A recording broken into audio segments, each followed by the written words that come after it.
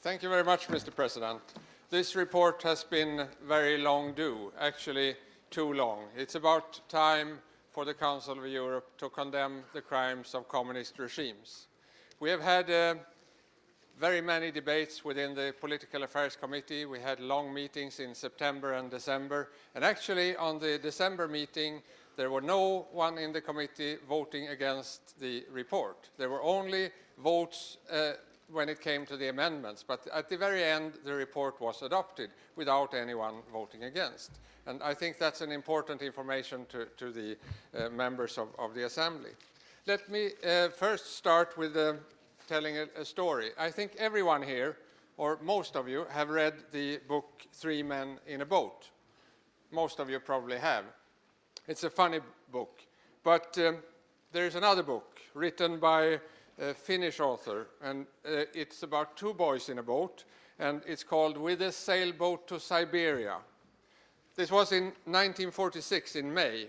These two Finnish boys were sailing from Finland. They were going to see some people in Stockholm in Sweden, but they had something wrong with the compass and misnavigated, and they ended up close to the Soviet marine base Porkala.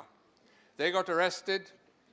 They were sent to Leningrad for a mock trial, and they were sentenced to 3 years in Siberia for misnavigating. After serving these 3 years, they had difficulty surviving. They almost starved to death. After serving these 3 years, they thought they were going to be free and sent home. Not so.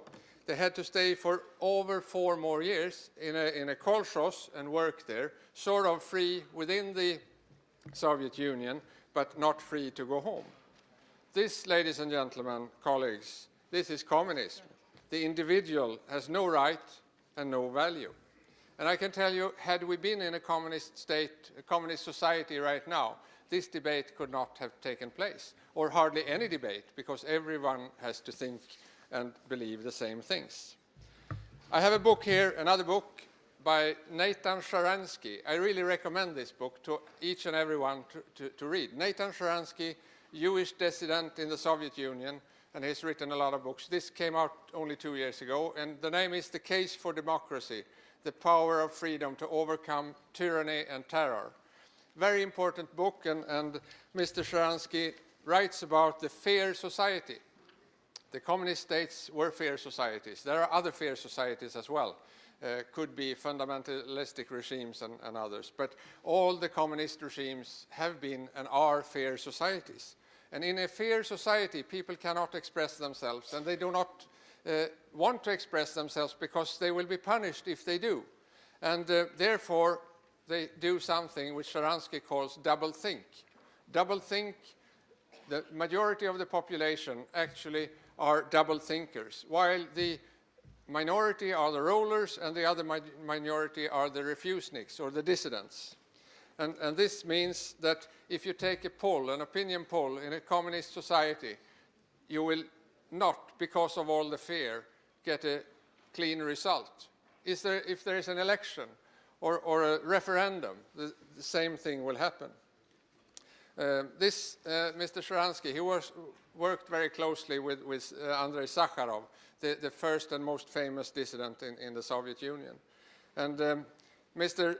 Sharansky was a Jewish dissident, and that's important because after the 1967 war between Israel and their Arabic neighbors, the campaign against Jewish population in Soviet Union really increased. And that actually meant that the resistance was bigger than it had been before.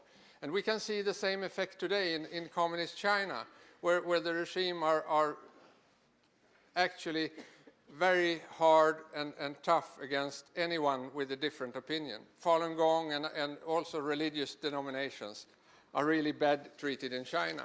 And you can see the same thing will happen there, that you'll have a lot of dissidents, a lot of people in opposition, and that will be good, because I would bet you a few euros, I could bet you 100 euros here, that the Chinese communist regime will be gone within 5 years. There are defecting diplomats. You saw the same thing in the Soviet Union. And also, a lot of people are leaving the Communist Party in China. The same thing happened before the fall down of the Iron Curtain of the Soviet Union. Ladies and gentlemen, colleagues, the absence of an international condemnation may be partly explained because there have been many politicians that have been close befriended with communists in different countries. But I believe that there is an urgent need now to have this condemnation once and for all. And firstly, it's for the general sake of the perception. It should be clear to all and everyone that these crimes that are committed in the names of communism are condemned with no exception. And secondly, as long as there are victims of communist regimes alive, and maybe their relatives still alive, there is a chance to give them a moral restitution. And I'm very keen on telling you that in this report we do not discuss economic restitution. We only discuss a moral restitution for those that suffered and those that still suffer under communist regimes. Last but not least, in this part, the communist regimes that are still active in some of the countries of the world, people must be reminded of that, and we should have a discussion and a debate so this does not go on, and so Europe does not repeat the mistakes once taken. The communist regimes, they can be defined by a number of different features, and that includes, of course, the single mass party. You're only allowed to do and think what the party thinks. And they're committed to one ideology, and the power is concentrated within a small group of leaders, which have a pretty good life in their countries and their societies, but the rest of the people does not count. An individual is not worth anything. And there is no right to association, no right for meeting. The freedom is non-existent. And in order to enforce control over this public, the regimes usually have a very large police force. They have a monopoly on the mass communication, and they nationalize the economy. Here, China is a different exception because they have combined the worst part of the capitalist society with the worst part of the communist. Having a communist society, no freedom of expression, no laws and regulation that protects the individual, and that is combined with an absolutely free and raw capitalism. I think that will be the place, hell on earth, so to say. However, I'm convinced that with the discussion going on and with the people getting a moral restitution, the Council of Europe, once and for all, and this have been long due, once and for all, we will stand up for those that suffered under these terrible dictatorships. Thank you, Mr. President. Thank you.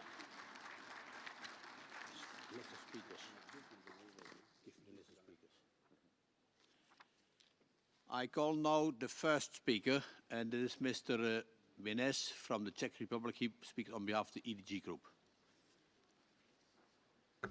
Mr. Chairman, ladies and gentlemen, thank you for the possibility to speak here. We have been discussing about condemnation of the crimes of totalitarian communist regimes for a long time. You have surely noticed that the title of this report has changed. I have to say that the compromise is not so important for me, because I don't know any country where Communist Party came to majority power and the country stayed democratic. During discussions regarding this report, we received two old resolutions of Council of Europe, number 739 from 1980 and 787 from 82. They seem to be slightly historical.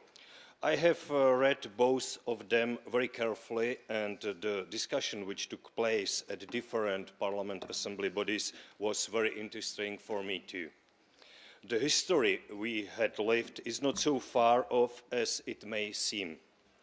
That may be the reason why I, as a man who lived in a former socialist country, can be neutral in this issue. Anyway, I was surprised by a striking relativization of communism black history. I would like to say that none of the resolutions of Council of Europe helped us in former socialist, or if you want, communist countries.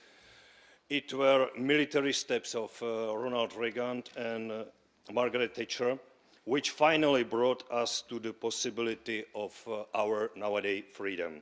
And of course, I have to notice that Gorbachev's extreme political sense of reality helped us very much too. I agree that the situation in former Soviet bloc before and after World War II was totally different. It was totally different from the situation in the 80s when these resolutions were adopted. You know that in the 50s people were killed in our country and as well as other communist countries, while in the 80s the terror was above all psychological. But it is necessary to say that there can be no victims, neither hard or soft, without representatives of a regime, without murders. And there cannot be no representative of regimes, there cannot be no murders if there are no servants. That is why, after 15 years, we are talking about condemnation of, if you want, totalitarian crimes of communism. While condemnation of Nazism was rather quick because it took only months for the world's community to unify against it, there is a difference in case of communists. As the World War II was over, it was clear who is the winner and who is the loser. The end of Cold War as the beginning of the 90s has not brought such a clear division. Who was the loser and who was the winner at that time?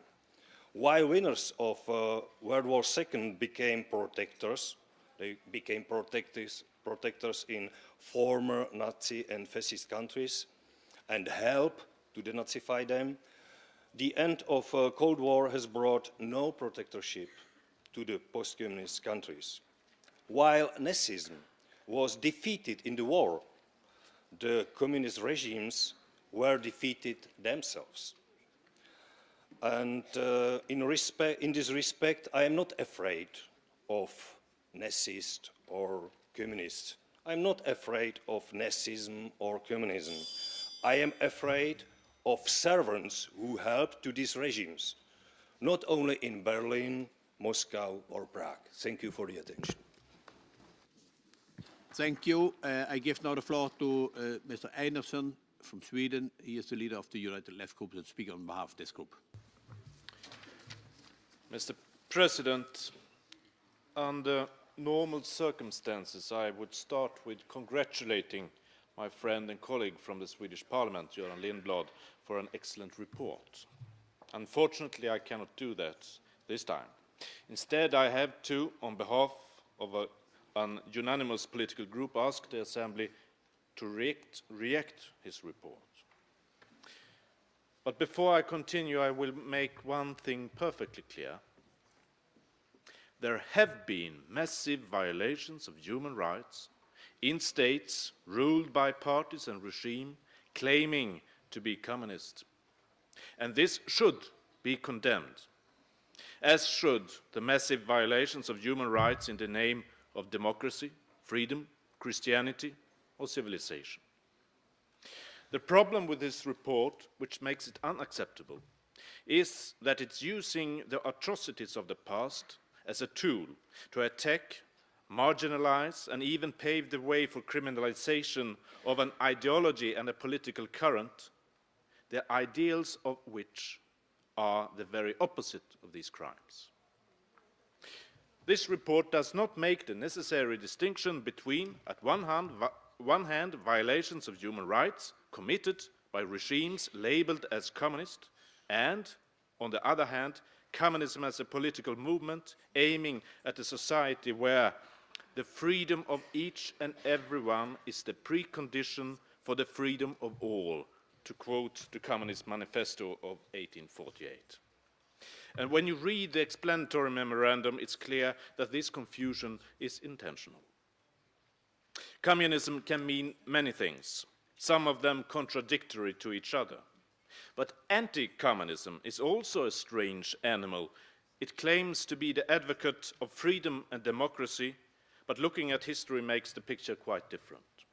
Under the banner of anti-communism, men and women struggling for democracy have been deprived of their democratic rights. Under the banner of anti-communism, millions of men and women dreaming of and fighting for freedom have been jailed, tortured, and killed. The truth is that the target of anti-communism has never been dictatorship or violations of human rights. The target of anti-communism has always been, and still is, the left, the labor movement, and anyone questioning capitalism and imperialism. The anti-communists of the 20th century opposed the so-called dictatorship of the proletariat in the Soviet Union, not because it was a dictatorship, but because it was of the proletariat. In this, by the way, both anti-communists and communists were wrong. It wasn't proletarian at all. But for decades, the Soviet Union seemed to materialize the eternal nightmare of the ruling classes, the fear that the workers should seize power. In the report, it said that some communist parties have made contributions to achieving democracy. How very generous. Who died in Spain defending the Democratic Republic in the 30s? Who organized resistance against Nazi occupation? Who fought post-war fascism in Spain, Portugal, Greece, Rhodesia, South Africa, regimes supported by the United States in the name of anti-communism? Who is today in the war on terror defending liberal principles when attacked by liberals? Göran Lindblad knows the answer.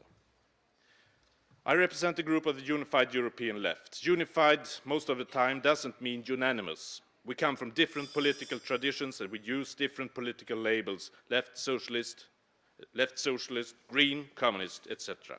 We have different opinions on many issues, including 20th century European history, but all 36 members, without exception, is communists and non-communists, defend the values of the Council of Europe. Colleagues, I don't ask you to defend communism. I ask you to defend the values of this assembly. Thank you.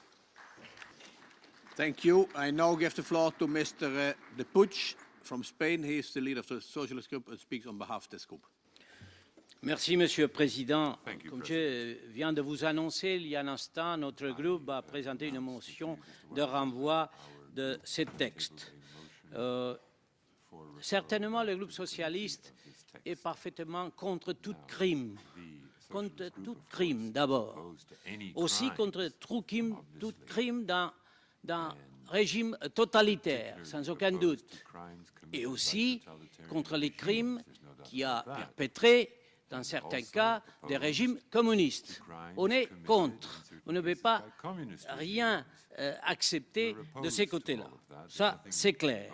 L'horaire, c'est l'horaire, vient d'où il vient. Mais les textes que vous nous présentez, en ce qui concerne cette condamnation, ça va. Nous, le socialisme, nous sommes en train de le condamner. Mais ce n'est pas clair dans ces rapports que seulement on condamne les crimes du communisme totalitaire. Il y a un petit peu plus que ça. Et là, notre groupe, quand même, ne voudrait que par la voie de ce rapport, il y ait des interprétations de condamnation d'une idéologie, de condamnation de gens idéalistes, de gens qui se sont battus pour les libertés, de gens qui font partie de cette assemblée et se réclament comme idéologie du communisme, puissent être confondus avec les crimes de ces régimes.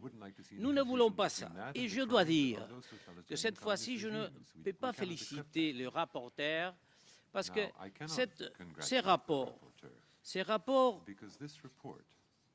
de 6 pages, avec un exposé de motifs de 6 pages. On fait un résumé historique, je le répète, de 6 pages. Je suis historien. Comment voulez-vous traiter une affaire si délicate, si profonde, en 6 pages? Comment voulez-vous analyser ce qui a été l'action de ces régimes en 6 pages? C'est impossible. C'est impossible. Bon. C'est là, on nous présente ça, et c'est pourquoi je vous demanderai plus tard de le renvoyer. Mais aussi, dans les propos politiques, dans les projets de recommandation et dans les projets de résolution, il y a des éléments équivoques. Il y a des éléments équivoques qui ne semblent pas se référer tout simplement au crime de régime totalitaire communiste, mais aussi à l'idéologie que nous a donné aussi des gens dans la résistance française, dans la résistance en Espagne, qui nous a des gens qui s'est battu, qui a donné sa vie par les libertés, et qui a des gens dans les partis communistes en Europe occidentale, comme vous le savez bien, et beaucoup de monde aussi dans les pays de l'Est qui ont fait la transformation, qui ont aidé pour cette transformation, et on ne peut pas confondre ça, on ne peut pas mélanger. C'est pourquoi, Monsieur le Président, je voudrais plus tard vous demander de renvoyer je vous donnerai les arguments, renvoyer ces rapports en répétant qu'on est bien contre les crimes de totalitarisme communiste, mais il faut quand même être équilibré et essayer de ne pas donner des autres interprétations qui seraient erronées et même funestes données du côté de cette Assemblée du Conseil de l'Europe. Merci. Merci. Maintenant, je donne la parole à M. Nemeth de l'Hongrie. Il parle au nom du groupe PPE. Dear colleagues, Chairman, on my behalf, I would like first now to express, not only formally, but honestly, my congratulations to our rapporteur, Göran Lindblad, and not just him, but to the initiator of the related motion, Latchezar Toshev, our former and hopefully future colleague in this Parliamentary Assembly, for this excellent report. For everybody who would like to read a longer text, I would like to suggest the Black Book of Communism. The European People's Party group has asked me to speak also as a Hungarian. As you know, this year we celebrate the 50th anniversary of the 56th revolution and freedom fight. And now allow me to mention the story of a freedom fighter, a 16-year-old worker, Peter Mansfeld. After the invasion of Budapest by Soviet tanks, he was arrested in 1956, imprisoned, kept in custody for 2 years, just in order to make him pass his 18th birthday, allowing to adopt a death sentence by the socialist legality, and then executed in 1958. This boy would be today 66 years old. Today, ladies and gentlemen, dear socialist colleagues, we do not condemn the communist ideals and philosophers, but the crimes of the communist totalitarian regimes. The executions of Peter Mansfeld is on the agenda today. And as we deal next time with the crimes of the Nazis in April this year, but I feel very bad that some left people are not able to deal with the crimes of communism till today. This motion of the socialist group is a very good example for that. Today, above all, dear friends and dear colleagues, we express sympathy and recognition to the victims, dead or alive, the 60 million dead all over the world, but especially in Central and Eastern Europe. Today is a kind of recognition to the millions of Peter Mansfelds. Concerning the timing, some say too late, some say too early for this report. Let me suggest a compromise. The EPP believes that the timing is appropriate, high time for this report for 3 reasons. 15 years distance facilitates a rational dialogue. We should prevent any form of witch hunting, as we did in East Central Europe in the last 15 years. But there's no time to wait.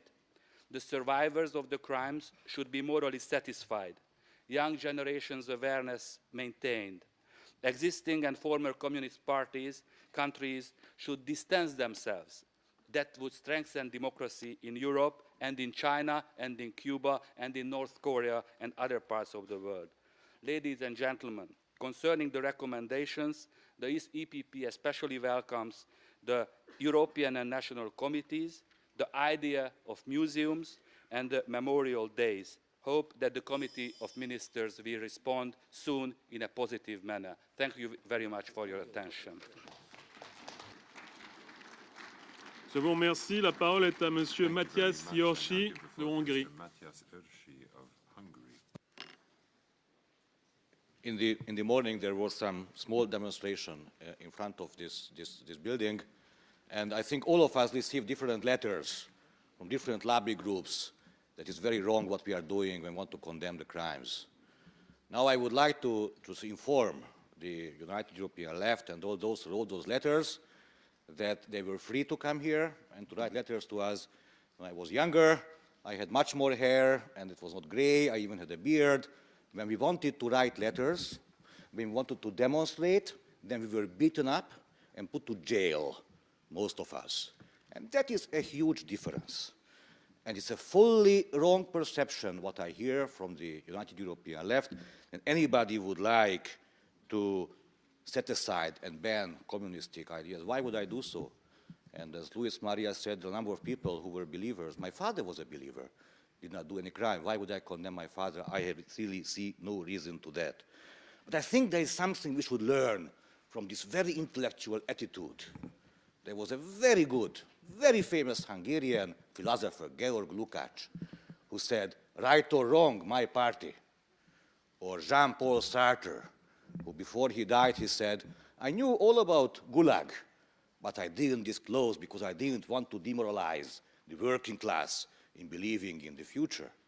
And if something we should learn out of this, that to learn and to know the truth, that is a vital criteria in order to be able to come to conclusions. We are speaking about, not about beliefs, but about the most horrible crimes. We speak about Pol Pot, we speak about Mao Zedong, and we speak about Stalin, what they did to their people. Very often I hear this argument that why do we forget to Stalin that he liberated half of Europe? I never forget this. By the way, how could I? If Stalin would not have liberated Europe, I would not be able to stand here now. But when I never forget Stalin, that he liberated Central and Eastern Europe, then I also, why would I not remember that before he did it, he shook hands with Hitler in order to divide Poland and to invade the Baltic countries and to kill as many people as he could? Or why would I forget to Stalin that Raoul Wallenberg, who also saved the life of my father, after they came to Hungary liberating us and then forgot themselves on our soil for a couple of many decades, then Wallenberg disappeared and he died in a Russian prison, nobody knows where and why.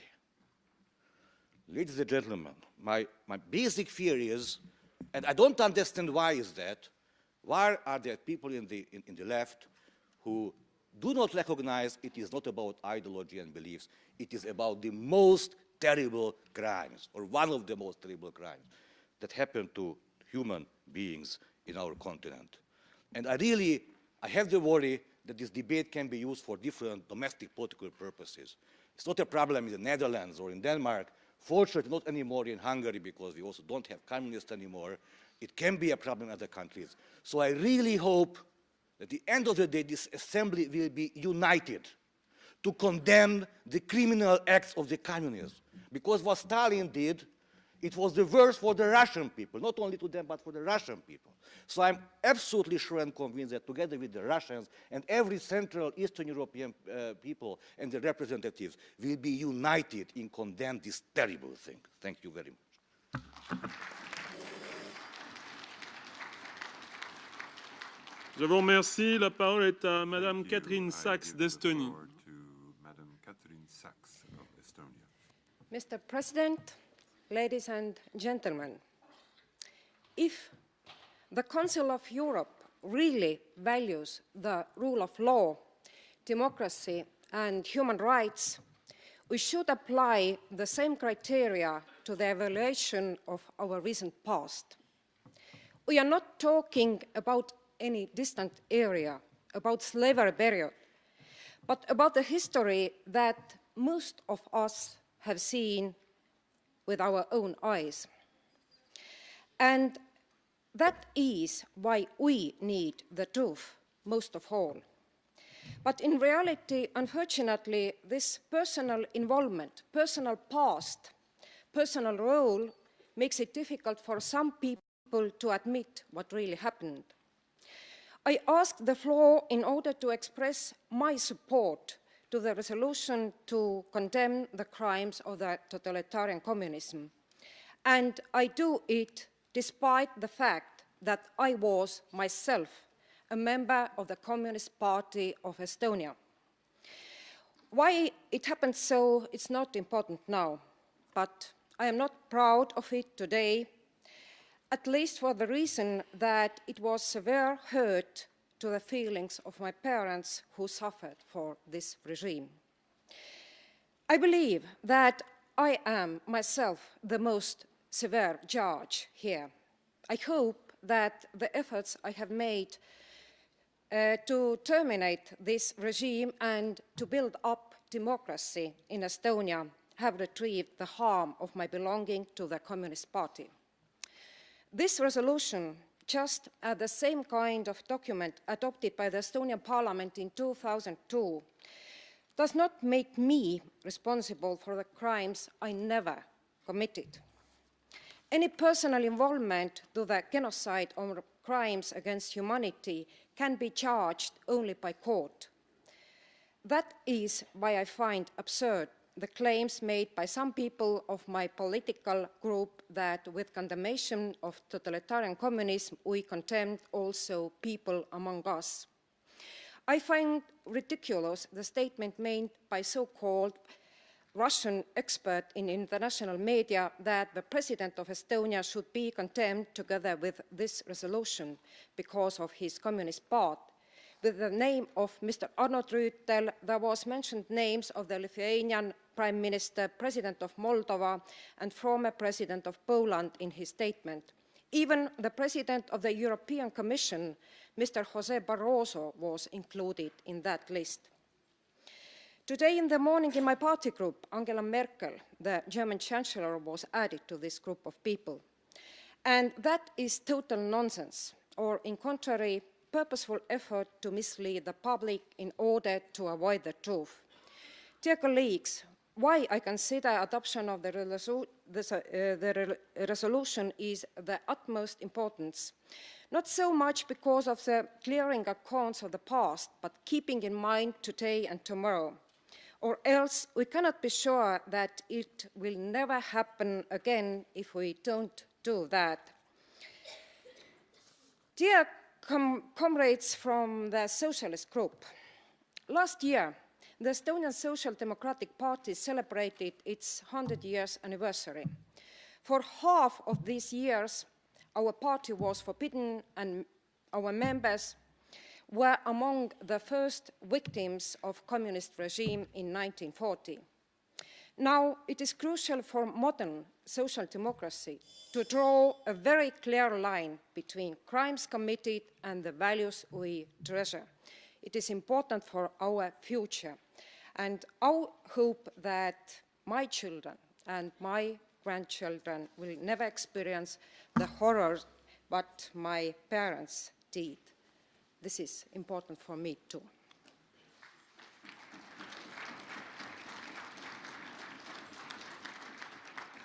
Je vous remercie. La parole à Monsieur Ivan Ivanov de Bulgarie. Monsieur le Président, chers collègues, je félicite le rapporteur, Monsieur Lindblad, pour son remarquable travail.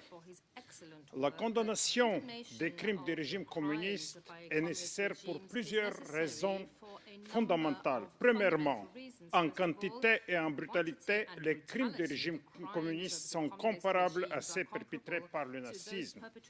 Deuxièmement, À travers ces crimes se sont installés des régimes qui ont privé leurs citoyens de leurs droits fondamentaux et ont ralenti le développement de ces pays pendant un demi-siècle. Troisièmement, un tel acte de condamnation représente l'accomplissement d'un devoir moral envers les victimes de la terreur communiste. Le Conseil de l'Europe a été créé pour défendre les droits de l'homme et condamner leurs violations. Par le débat d'aujourd'hui et l'adoption des documents correspondants, le Conseil de l'Europe défend son esprit et ses principes. Dans cette optique, l'adoption de documents qui condamnent les crimes du régime communiste est une initiative nécessaire et bienvenue, quoique un peu tardif. 16 ans après la chute du mur de Berlin, l'Assemblée donne un signe fort de la volonté des pays européens de se séparer de l'héritage du régime communiste. La Bulgarie a été l'un des pays les plus gravement touchés par les répressions communistes. En plus des crimes énumérés par le rapporteur, j'en ajouterai un qui met la Bulgarie mal à l'aise vis-à-vis du monde. Le régime communiste a changé de façon forcée les noms de plus de 800 000 citoyens bulgares d'origine turque. Il a changé les noms non seulement des vivants, mais aussi des morts, en détruisant des pierres tombales et en réécrivant les registres communaux. La conséquence de ce crime a été que 300 000 citoyens ont quitté la Bulgarie en abandonnant leurs maisons, leurs terres et leurs animaux. Les crimes du régime communiste ont été inspirés par l'idéologie communiste, la théorie de la lutte des classes et de la dictature du prolétariat a supposé une violence morale et la physique, qui s'est transformée en terreur généralisée. Je crois qu'il est fondamental d'en prendre conscience. D'autre part, un certain nombre de partis de gauche, héritiers des partis communistes, n'ont pas trouvé la force ou n'ont pas voulu condamner officiellement les crimes des ex-régimes communistes, ce qui montre qu'ils n'ont pas achevé leur processus de réforme. Les documents officiels que l'Assemblée parlementaire va adopter aujourd'hui donneront une force morale aux chercheurs et aux ONG pour continuer leurs activités d'investigation sur les crimes des régimes communistes, comme le fait l'Institut Simon Wiesenthal pour les crimes du nazisme, puisque les victimes réelles sont beaucoup plus nombreuses qu'il n'est officiellement reconnu. Pour que le nombre de victimes soit évalué de manière objective, il faut que les archives des services secrets des ex-pays communistes soient ouvertes. Le fait qu'elles restent encore inaccessibles montre qu'il y a encore fort à faire pour connaître l'ampleur réelle des crimes communistes. Merci. Merci. La parole à Monsieur Theodoros Pangalos de Grèce. Monsieur le Président, parlant après deux collègues hongrois, un bulgare et une collègue qui vient d'Estonie, il est évident que je dois respecter la passion de leur engagement et leur expérience. Peut-être un jour, je vais demander votre solidarité pour condamner les crimes de la dictature très chrétienne et très libérale des colonels grecs entre 1967 et 1974, avec le soutien de tous les gouvernements occidentaux, avec le financement et l'armement des États-Unis et de leur gouvernement à cette époque. Ceci pour vous faire penser qu'il y a d'autres régimes qui peuvent commettre des crimes sans qu'ils soient communistes. Ceci dit, je vais essayer de m'adresser à la passion, à la logique de l'Assemblée, pas à la passion. La passion est compréhensible. Je la respecte, mais il faut que notre logique aussi soit mise au travail. Pourquoi ce document et pourquoi ici et maintenant? Parce que si quelqu'un pense que nous avons un risque de résurgence du communisme, évidemment, il faudrait en parler. Je pense que ces régimes sont morts et enterrés, personne n'en parle. S'il reste des gens qui circulent encore dans des partis qui réclament le régime communiste, parce que la plupart, comme vous venez de l'entendre, sont parmi nous, sous d'autres étiquettes politiques, ces gens-là essayent autant que possible de se démarquer par rapport à leur passé, et notamment par rapport à cette expérience étatique. Donc, on n'a pas de risque, on n'a pas de résurgence. Par contre, nous avons un risque d'extrême droite. Nous avons une grande invasion des idées revanchistes qui veulent réécrire l'histoire de la Deuxième Guerre mondiale, des idées qui essaient d'exploiter l'immigration pour faire entrer dans notre quotidien la xénophobie et la haine d'autrui. Et là, il faudrait peut-être que nous nous pensions, comme il faudrait peut-être que nous pensions sur d'autres questions de nos populations, questions actuelles comme le chômage, comme le manque d'emploi, comme la pauvreté dans les grandes villes, comme les épidémies que nous ne connaissons pas et qui créent un climat d'insécurité pour nos populations, pour nos concitoyens. Ce qu'ils attendent les gens de nous. Ils n'attendent pas de nous que nous devenions un institut ou une académie pour analyser ici les régimes communistes, l'idéologie communiste, et performer aussi le miracle, parce que c'est un miracle du point de vue scientifique, s'arrêter en condamnant une réalité détestable, j'avoue, un pas avant de condamner l'idéologie qui l'a créée. Je vous assure que ça, c'est très difficile. Donc, nous avons un papier. Ce papier est faible. Pour ce que nous essayons de faire ici, c'est-à-dire estimer, apprécier correctement et condamner une expérience malheureuse, détestable et condamnée par le peuple eux-mêmes. Ce papier est faible. Ça vient trop tard et il y a peu de choses dedans. C'est pour ça que je soutiens la proposition de notre groupe, du groupe socialiste, de faire revenir cette question. Si nous voulons un travail idéologique de ce genre, et si nous pensons qu'il est nécessaire, de faire revenir cette question à la commission politique et de reprendre l'examen de ce papier dès le début. Merci, Monsieur Pangalos. La parole à Monsieur Lutfi de Bulgarie. Monsieur le Président, chers collègues, bien sûr, moi, je veux commencer mon introduction avec mes remerciements vers le rapporteur, M. Lindblad, pour son excellent travail en préparant ce rapport sur la nécessité d'une condamnation internationale des crimes des régimes communistes totalitaires. Tout comme les autres pays d'Europe centrale et orientale, mon pays, la Bulgarie, n'a pas été épargné par les excès des régimes communistes totalitaires dans la période entre 1944 et 1989. Pour raisons politiques et sans jugement, des personnes ont été envoyées dans des camps de concentration juste pour s'être opposées au régime ou simplement pour ne pas être des sympathisants. Pendant cette période, 200 000 personnes ont été arrêtées, 30 000 ont été tuées sans jugement, des milliers sont portés disparus. Il ne faut pas oublier que certains de ces régimes sont demeurés répressifs et criminels jusqu'à la fin. L'exemple le plus évident est le soi-disant processus de rétablissement des noms en Bulgarie qui a duré 5 ans, chers collègues.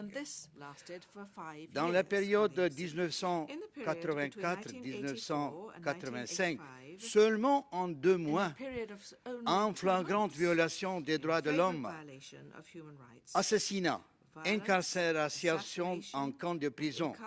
Le régime communiste totalitaire a essayé de porter atteinte à l'un des plus fondamentaux des droits de l'homme, celui à l'identité de la personne. Plus d'1 million de Turcs ethniques et musulmans ont été forcés de changer leur nom et de prendre des noms bulgares. 517 personnes ont été envoyées dans des camps bélénais, 2000 personnes ont été internées, environ 5000 ont été détenues par les milices. De nombreuses maisons et foyers natals étaient détruites. Dans la période de mai à septembre 1989, j'attire votre attention, 350 000 personnes ont été de force déportées dans la voisine Turquie. Le but du régime communiste totalitaire était de rendre la population en Bulgarie uniethnique, sans minorité. Mesdames et messieurs, je me permets de citer cet exemple drastique parce que cette forme de grave violation des droits de l'homme n'est pas seulement une atteinte de la dignité humaine, aux droits de la confession et de foi et au patrimoine culturel. C'était la mise en œuvre d'une politique de génocide ethnique, une atteinte à l'identité ethnique et religieuse de la personne. Un crime flagrant et je suis surpris, Monsieur Lindblad, qu'il ne figure pas dans votre rapport. Et bien sûr, en mémoire des victimes décédées, du respect de la dignité de celles qui sont restées en vie, en raison de l'éducation des jeunes générations qui ne doivent pas permettre une restauration, une récidive des régimes semblables. L'engagement formel du Conseil de l'Europe de condamner les crimes dans les pays qui ont fait l'expérience du régime communiste totalitaire serait un signe de la volonté des pays européens de se délimiter de l'héritage d'un système totalitaire. Je soutiens, chers collègues, chaleureusement le projet de résolution parce que nos sociétés post-socialistes et communistes, ils ont besoin de ce catharsis. Merci beaucoup. Merci, Monsieur Lutfi. La parole à Monsieur Schreiner de France. Monsieur le Président, mes chers collègues, je tiens à féliciter M. Lindblad pour son rapport courageux et clair. Il est exact que le communisme n'a jamais fait l'objet de condamnations vigoureuses et explicites.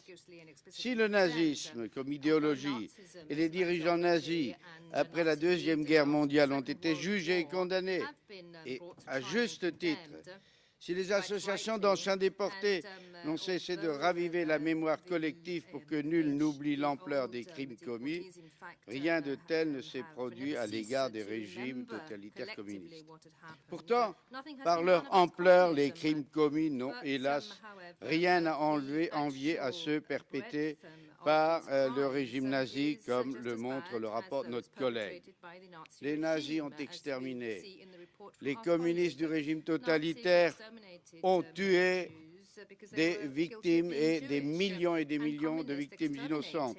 Les chiffres cités dans le rapport font d'ailleurs foi et font froid dans le dos. Les manuels scolaires dans nos pays sont malheureusement restés très discrets à cet égard. Nous, les hommes politiques, restons prudents, ou sommes restés prudents dans la dénonciation, sans doute parce que des régimes communistes continuent d'exister de par le monde et parce que l'étiquette communiste continue de s'appliquer à certains partis politiques dans nos démocraties et qui ont d'ailleurs, pour la plupart, et pour la grande majorité, ont su évoluer et ne doivent en aucun cas être assimilés aux déviations dont nous parlons aujourd'hui. Notre collègue nous incite à sortir de ce silence trop poli, de cette prudence politique qui peut s'expliquer de la part de nos gouvernements ou de certains gouvernements, mais moins de la part d'une institution telle que le Conseil de l'Europe, qui se doit de défendre les droits de l'homme, mais qui se doit de dénoncer également, de condamner les violations. Les membres du Conseil de l'Europe ont parfois l'impression de peu intéresser les médias. Mais voilà, et M. Lindblad a raison, je crois que les médias s'intéressent à notre débat d'aujourd'hui. Encore une fois, il ne s'agit pas de condamner par ce biais les partis communistes contemporains, avec qui le débat doit rester très démocratique dans nos assemblées, mais d'insister sur les actes plus que condamnables commis par des régimes se réclamant de cette idéologie communiste. Il ne s'agit pas non plus pour nous politiques de dicter aux historiens une quelconque interprétation du passé, car dans ce domaine, les faits sont reconnus, sont incontestables et ne peuvent qu'appeler une ferme condamnation de tous les démocrates et de tous les défenseurs des droits de l'homme. Mes chers collègues, la conscience de l'homme est un bien sacré et c'est la conviction de notre démocratie. Et compte tenu des remarques précédentes, j'apporte donc mon entier soutien à notre collègue Lindblad et aux conclusions de son excellent rapport.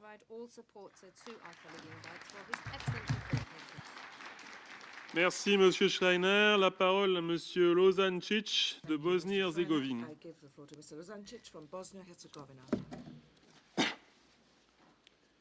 Thank you, Mr. Chairman. Dear colleagues, I want to talk about this theme in view of the fact that my country was in one-party system until 1990 when it changed in multi-party system and there was an armed conflict in my country. We need an international condemnation of crimes of totalitarian communist regimes, especially of countries which were in totalitarian communist regimes. But confronting with communist crimes is hardly possible without reform of institutions of regimes in countries which were under the rule of totalitarian communist regimes. Colleagues, reform in institutions of regimes need to lead to the adoption to some laws, law on decommunism, which protect dignity and the rights of victims of the communist rule. It is necessary to launch a national awareness campaign about crimes committed in the name of communist ideology, including the revision of school books in the introduction of Memorial Day for victims of communists and the establishment of museums. It is difficult to imagine modern democratic society without confronting with past and accepting the truth about communist crimes. But the countries in transition, countries with communist past, it is almost impossible. Looking back to the past shouldn't be a motive for new conflicts. It must be a strong stimulus for building a better future. In that sense, let me paraphrase the words of one big man who said, truth, remorse, reconciliation, when he talked about building a better future. Justice must be accessible for everyone, disregarding of one's national, religious, political, or ideological belonging. Victims of communist terror must get moral and material satisfactions. Selectivity of justice and feeling on justice which result from it can be dangerous for democracy, especially for society in transition, and can slow down their democratic progress. Judicial bodies must process all communist crimes and violation of human rights and give back dignity and feeling of justice of the victims of communist regime. If we don't determine the truth about communist crimes, if we don't face the truth, and if we don't process war crime and violations of human rights by totalitarian communist regimes, it will cause frustration and feeling of injustice, which could be a suitable ground for causing a new conflict as it happened in ex-Yugoslavia. In processing crime and violations of human rights, it is necessary to keep track and individual guilt, individual responsibility, because those who do crimes and violate human must be convicted. This should be a public warning, especially for future generations, that no one does crime and violate human rights without being condemned. Accepting this document is especially important for the transition countries which have lived under the communist regimes. My last sentence. However, the future is quite certain, and the future will be a European family of free and democratic countries and people. Thank you for your time and your attention. Merci, Monsieur Lozančić. La parole à Madame Canelli de Grèce. Thank you, Mr. President.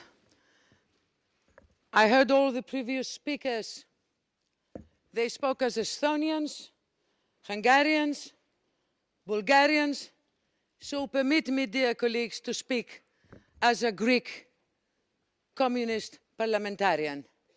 But Greek first, because I think in here, against Mr. Lindblad, I have to defend the Greek word democracy. That means power of people. Power of people. Anyone can go around and say that they are very sorry that they have been communists when they were young. Now that they decide after their 50s, I'm 52, to stop being communists. You can decide to change the regimes in your countries. But to put the word communist before the idea of a crime, equalizing it, dear colleague from Sweden, like a cowboy who is shooting ideologically in the Council of Europe against invented ideological Indians, is against the sense, the morale, the institutions, the ideas of the Council of Europe. Are you so much afraid? Communists all over Europe now are a minority. In here, we are supposed to work protecting the human rights. And you come with a report being congratulated, asking us 60 years commemorating in the 9th of March the anti-fascist, anti-Nazi human miracle that included communists as victims, to rewrite history in the terms and in the sizes of modern, globalized, imperialistic, anti-human attitudes of the non-concerning the people values of the open markets. You can throw, like the Nazis did, all the blood that's shed by communists in my country. You know something, I don't represent in here only my party, because my party was in my country with 2 dictatorships in 100 years and a civil war. I represent 11 million Greeks. All the parties, even the ones that built it 50 years ago, concentration camps for the communists, persecuted them. They sent them to the beautiful islands. You go now for vacation. They are against this report because they are Democrats, because we will not ask Mr. Bush's children to say mea culpa for their father's crimes. Democracy is to accept the evolution. You cannot criminalize class struggle because nowadays, now when we're talking, there are thousands of crimes done all over the world.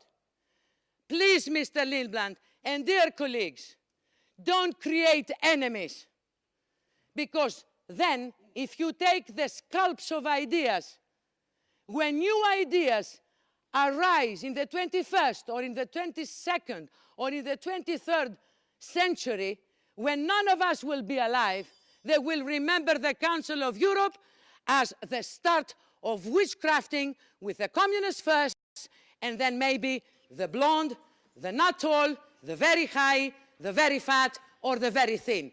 It has always been starting like this.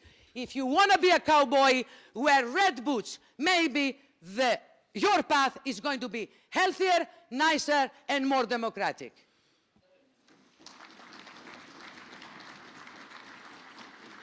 Merci, Madame Canelli. La parole à Madame Mihaylova de Bulgarie. Thank you very much, Mr. President. Ladies and gentlemen, 2 months ago, I was a keynote speaker at a conference on human rights in North Korea, held in Seoul.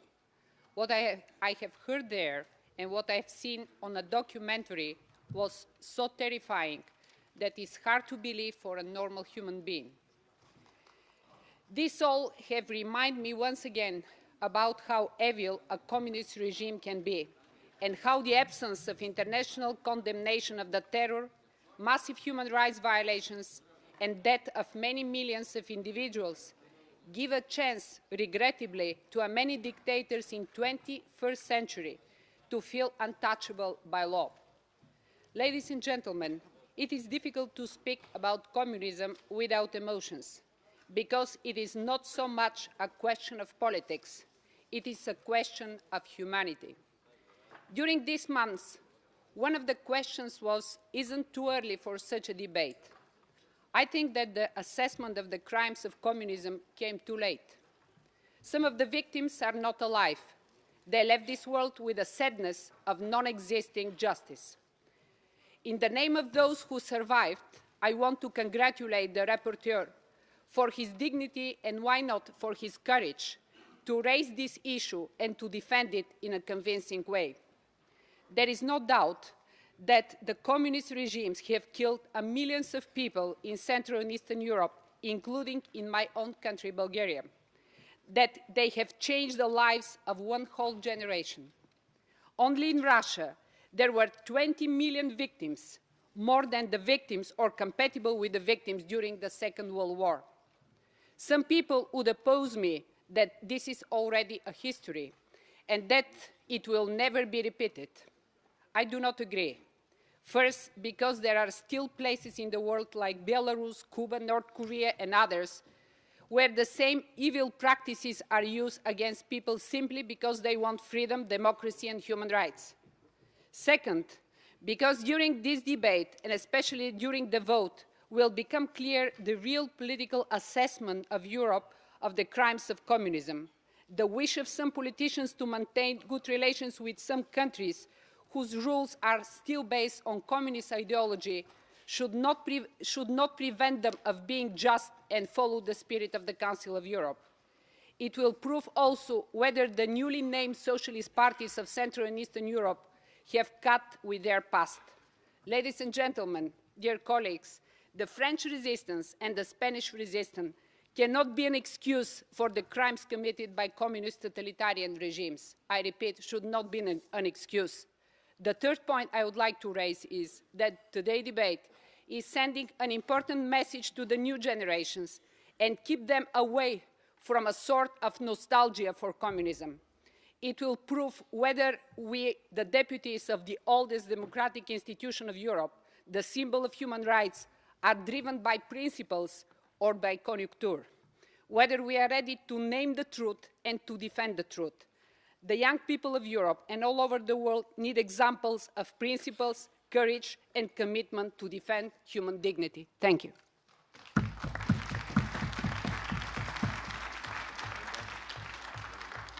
The next speaker is Mr. Milorad Pupovac from Croatia. Is he present? Thank you, Mr. Chairman. I would like to emphasize at the very beginning that what we have today here as a text, as a draft of resolution, and particularly the explanation is a very, very raw material, based on a very, very controversial contribution from one or eventually couple of the historians. And that's it. With neglection of many others who contributed, with neglection of more than thousands and tens of thousands and hundreds of thousands of those who, as members of the various nationalities, but as a communist, as a socialist, as a left liberals, as a Democrats, as ordinary people without any party affiliation, contributed to the survival of the totalitarian communist regimes who killed. We know that. And if necessary, we will condemn that here, today, tomorrow, on any other place, and particularly we socialists. we have responsibility because of that. As some other party affiliations have responsibility for some other crimes that took place and they are still taking place. But sir, Mr. Rapporteur, if we would like to strengthen democracies in our new nations, as someone mentioned here, in spite of the fact that many of them are very old nations from the historical point of view, would we give them a credit to continue to do that? Would we give to that people a credit to continue to struggle for their democracies? Or would we, with this kind of democracy, once again, to discredit these people and tell them that they should not be, as you said in your explanation, that they should not be nostalgic? You think that the common Russian, ordinary Russian, is a nostalgic for the crimes that Stalin committed? Or some others? No, believe me not. They just think that it is not to reduce democracy to the free market, to the free elections, to the free expression, and to the free running of the property. That's not enough. And that's why we insisted on amendments, that the contribution of the socialists to the democracies by the social values should be part of this resolution in a proper way. That the contribution of the communist parties, where is Mr. Gorbachev here? Is he contributed to the peaceful transition to the democracy as many others, including the country that I live? Or not? Should be just that mentioned as something with one single word? So these people actually are worthy of better treatment. And finally, I think we in the Croatian Sabor discussed the declaration on the anti-fascism. We had a strong discussion that divided us. But at the end of the day, we decided to sit together and to see whether we can agree about common resolution, about common declaration. We did it. I joined the president of our group who said, please go back and sit again and agree about this, make it less raw and more serious. Thank you. Next speaker is Mr. Mikhailo Gladi of Ukraine. Is he present? Yes. Шановний головуючий, шановні пані і панове, насамперед хочу висловити вдячність моїм колегам Комітету з політичних питань за винесення цього важливого питання на сесію Парламентської асамблеї Ради Європи. І хочу щиро подякувати за сміливий прекрасний доклад. А кому із моїх колег в цьому залі не вистачає фактажу, будь ласка, ми вас запрошуємо в Україну. Дамо дуже багато матеріалу. Мало того, ми покажемо вам ще живі рани. Особливо важливим це питання, розгляд цього питання є для пострадянських країн, де червоний режим тривав не одне десятиліття. Наприклад, Україна в ярмі більшовизму перебувала більше 70 років. За цей час змінилося 3 покоління. Можете уявити, яке глибоке коріння мав цей антилюдський режим, скільки людських доль він скалічив, скільки привів до смерті, мільйони. Тому не випадково багато людей, дізнавшись про те, що ПАРЕ буде розглядати це питання, надіслали на адресу депутатів Верховної Ради України, які є представниками у Раді Європи, вимоги обов'язково взяти участь у роботі сесії і засудити злочини тоталітарних комуністичних режимів. Тобто мій виступ є, по суті, колективною заявою моїх співвітчизників. А це, як ви розумієте, накладає на мене особливу відповідальність. Насамперед, перед пам'яттю тих мільйонів, які стали стали жертвами комуністичного режиму. В Україні цей режим діяв особливою жорстокістю, почавши в 1917 році червоним терором і воєнним комунізмом. Він закінчив свою криваву діяльність у кінці 80-х років минулого століття масовими переслідуваннями і арештами політичних борців за незалежність України. До останніх днів свого існування комуністичні ідеологи, в особі представників КДБ, брали на облік національно свідомих громадян, формуючи в такий спосіб списки так званих ворогів народу. В основному це була інтелігенція. Взагалі вся історія України за часів тоталітарного комуністичного режиму наповнена трагічними сторінками, на яких досі багато білих плям. Оскільки більшовицькі командири вміло замітали сліди, знищували не тільки жертви, а й свідки. Совєтський Союз був закритою зоною, а тому світова громадськість не була проінформована про ці злочинні вчинки. Особливо лютував комуністичний режим в Україні в 30-ті роки. Це був період так званої колективізації, коли остаточно була знищена не тільки приватна власність на землю, а й господарі. Селян насильно заганяли в так звані колгоспи та радгоспи і змушували працювати за безцінь. Будь-який спротив карався або на смерть, або тривалим засланням. А оскільки селянські виступи носили масовий характер, то комуністична партія оголосила селянам війну за участю регулярної армії. Режим знищив своїх найкращих селян-годувальників, знищив безжалісно. Мільйони селянських сімей були депортовані серед зими у концентраційні табори Сибіру, звідки вони так і не повернулися. А коли і цього було замало, сталінський режим вдався до найтяжчого злочину ХХ століття – Голодомору. Спеціальні озброєні бригади забирали у селян усі продукти харчування, позбавляли всякого права захисту і медичного обслуговування. Тобто змушували людей помирати голодною смертю. Щонайменше 10 мільйонів людей загинуло, 30% з них дітей. Ось таке велике національне горе було в Україні з вини тоталітарного режиму. Та й не тільки в Україні. Шановні колеги, ми повинні сьогодні засудити цей страшний режим.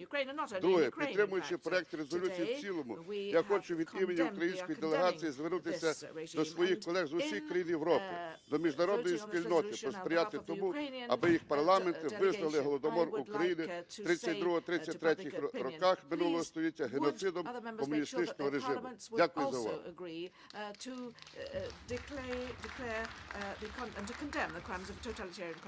Thank you very much.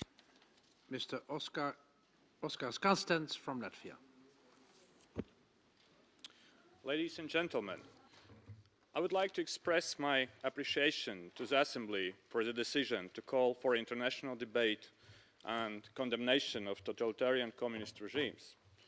We stand for beginning of the international debate on the crimes committed by the communist regime in Central and Eastern Europe in the last century.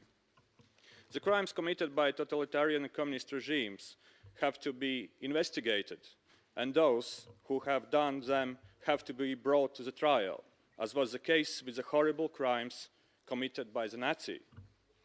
People of the Baltic states were among those Central and Eastern European millions of innocent people who were killed, deported, or starved to death in the concentration camps by the Soviet regime. Hundreds of thousands of Poles, Ukrainians, Latvians, Estonians, Moldavians, and Russians were assassinated and deported in the years 1939 till 1941 and 1944-1945. Moreover, deportations continued also after the war, when Western Europe recovered from the wounds of World War II and started to receive help from the United States. On March 25, year 1949, overnight, 45,000 Latvians were deported to Siberia with families, and not many of them came back to the houses where they lived before deportations. And it is moral obligation in front of those who were killed and those still alive victims of communist regimes and their families to give them moral compensation for their suffering. Latvian Parliament already has adopted a declaration on condemnation of the communist occupation regime imposed after Soviet invasion in 1940. My country has already established a committee composed of parliamentarians and independent experts with the task of collecting and assessing information on violations of human rights under the totalitarian communist regime. And they are ready to collaborate closely with the Council of Europe Committee of Experts. And I also would like to say that the public in Latvia is following quite closely today's resolution and fate of it. And just one example, yesterday our delegation received a letter from Ms. Larisa Chugunova living in Riga. Because this letter is in Russian, I will quote a part of it in Russian language. На мой взгляд, идеология коммунизма на протяжении своего долгого существования на нашей земле исказила историю, настроила народы друг против друга, навязала атеизм, уничтожив духовные и нравственные ценности человеческой природы. Результаты налицо. Эгоистическое общество, заботящее только о своем выживании. Эта система воспитала в людях рабское поклонение, уничтожая миллионы свободомыслящих. Разоблачить ее можно, только осудив. Это историческая справедливость. Thank you, ladies and gentlemen. Distinguished colleagues, discussing a report and a draft resolution on international condemnation of crimes of totalitarian communist regimes present us with a long-awaited opportunity to clearly flag our position on yet another dark corner of human history. While not contesting all valuable intentions of the report and the rapporteur, I could not but insist on a better structured, less simplified, and less generalized approach that could have made this report even more appropriate for the tasks and mission of the Council of Europe. My major concern is related to the fact that the report does not differentiate enough between character of actions that are to be undertaken at the international and national level. Proposed actions at the international level are quite elaborated, clear, and worth of accepting and implementing. Strong international condemnation of human rights violations and crimes committed by totalitarian communist regimes must stand firmly at the helm of the Council of Europe's mandate. The same goes for recommendations directed to the Committee of Ministers. However, when it comes to the recommendations envisaged to be implemented at the national level, they might easily turn into a chaotic and uncontrollable political process. Proposed establishment of national expert committees with the task of investigating communist regimes' human rights violations is bound to become primarily political exercise. Under still prevailing unsettled ideological political scenes in some, if not all, post-communist countries, this is likely to cause prolonged political rift and division within national political setup, which surely contradicts the main objectives of the Council of Europe. The report inclines to casting doubts on all left-wing political parties and even individuals, questioning the level of their denunciation of communist crimes and legacy, or implying them nostalgia on communism. It will be much more appropriate to give more credit to all those political parties of the left political spectrum in the post-communist countries that played an important role in bringing down the heritage of communism and promoting democratic values. Otherwise, if the report keeps advocating national political and not judicial investigations, it might easily become an instrument of ensuring advantages for right-wing political parties in contemporary political arena, instead of being a real quest for historic truth and justice. Even on a more individual level, radical individuals and parties might make use of this initiative to start compromising not only those directly involved in crimes of communism, but also those individuals or politicians who were just loyal citizens that successfully lived and worked under communist regimes.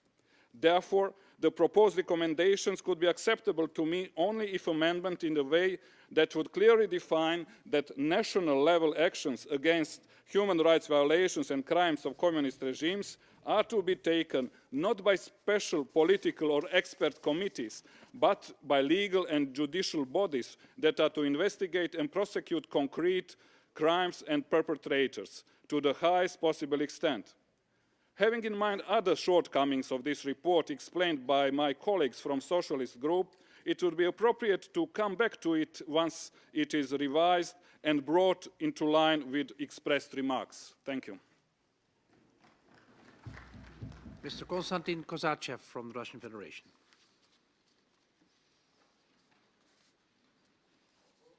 Уважаемый господин президент, уважаемые коллеги, все мы, находящиеся в этом зале, представляем демократические страны и демократические партии, иначе бы мы не сидели в этом зале.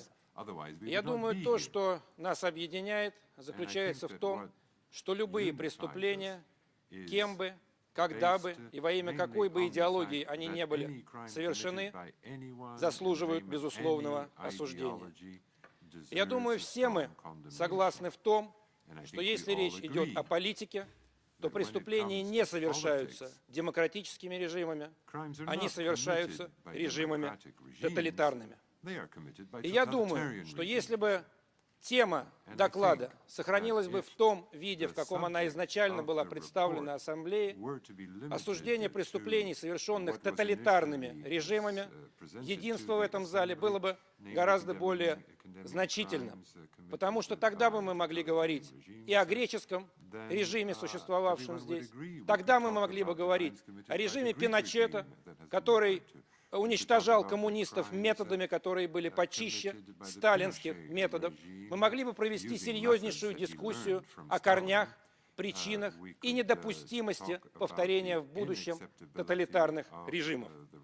Но, к сожалению, авторов доклада подвела идеологическая составляющая. Из общей, очень важной темы тоталитаризма была вынута искусственным образом только одна тема – осуждение коммунистических режимов. При этом в докладе нет, на мой взгляд, ответа на главный вопрос. Все ли коммунистические режимы по определению тоталитарны? Автор доклада думает, что это так. Но я не согласен с этой точкой зрения. Это та же логика, когда мы говорим, что если вся кровь красного цвета, все, что красного цвета, обязательно кровь.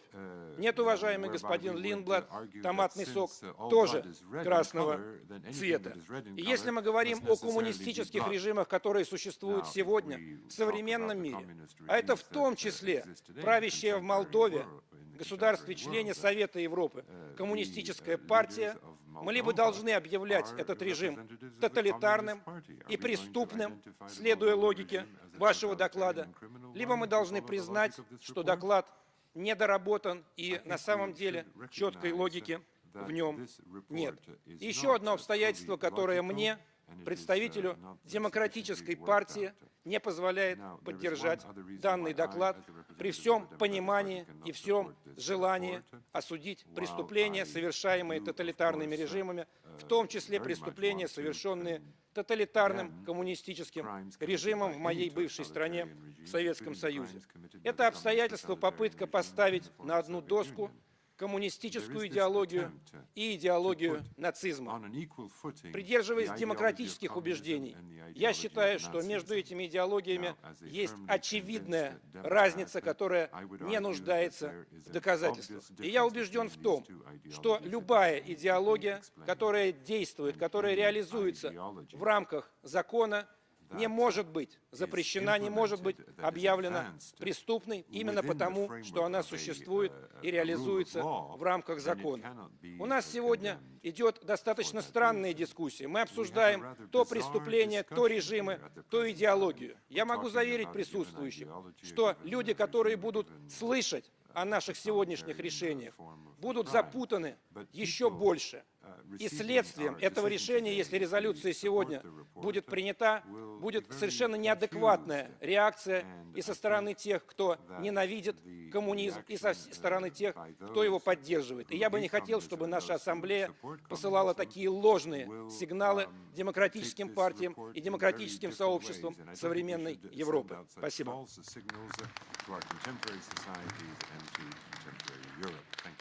Monsieur Jacques Legendre de France.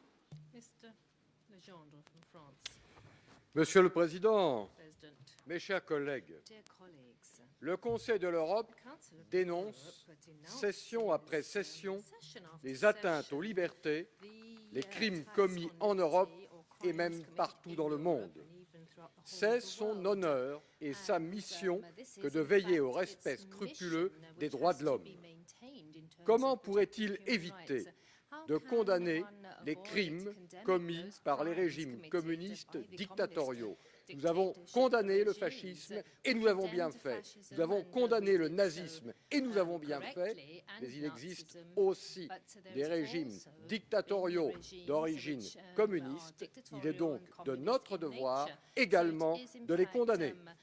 Il ne s'agit pas d'un débat théorique et la condamnation a priori d'une idéologie. Il s'agit d'un constat.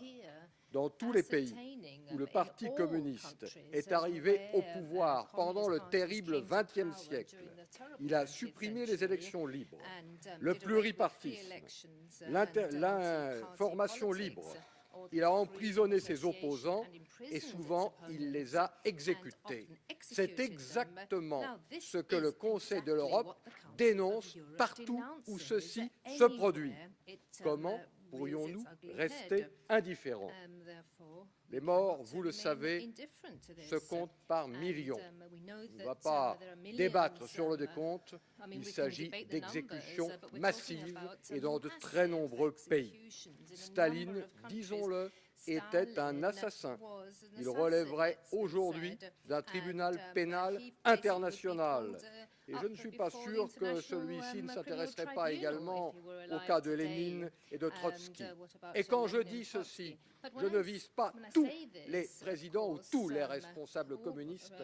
J'ai personnellement beaucoup d'admiration pour le rôle positif qu'a joué Mikhaïl Gorbatchev. Mais alors, que dire de ce qui s'est passé, non seulement en Union soviétique, mais dans beaucoup d'autres pays communistes? Nous venons d'avoir des témoignages, et des témoignages extrêmement émouvants. Faut-il en faire porter la responsabilité de ces crimes sur des dirigeants dévoyés? Il faut bien remarquer que l'évolution criminelle de tous les régimes communistes au XXe siècle pose une véritable interrogation. Cette affirmation, quand on la prononce, déclenche des fureurs. Nous n'aurions pas le droit de condamner le communisme parce que l'URSS a vaincu le nazisme. Certes, même s'il faut se souvenir aussi qu'elle avait commencé par passer un accord avec le nazisme. La mort de Hitler à Berlin, la victoire de l'armée rouge et des Alliés n'excusent pas les crimes de Staline. Ce serait du révisionnisme, paraît-il, que d'attaquer l'ex-URSS, et même on serait soupçonné de sympathie nazie. Non, bien évidemment, je le répète, il s'agit de condamner les crimes commis à certains moments par des régimes communistes, comme nous condamnons les crimes commis par le nazisme, comme nous condamnons les crimes commis par le fascisme. Et je n'aurais garde, bien évidemment, d'oublier la Chine, qui est un régime totalitaire actuel. Alors, mes chers collègues, je crois que le Conseil de l'Europe aujourd'hui revient simplement à l'esprit de sa création. Quand il a été créé, il n'acceptait en son sein déjà aucun régime autoritaire. Il n'a pas accepté à l'époque les régimes fascistes, il n'a pas accepté les régimes communistes. Nous avons maintenant la joie d'être tous réunis, ce qui prouve que la démocratie a beaucoup progressé, mais prenons garde. La crise actuelle, la crise sociale, risque de provoquer ici et là des nostalgies, en particulier chez des jeunes qui ignorent ce qui s'est passé avant. C'est simplement se protéger contre le retour de ces nostalgies que de dire aujourd'hui haut et fort que le communisme au XXe siècle, les régimes communistes tyranniques ont commis des crimes et que de cela nous ne voulons plus.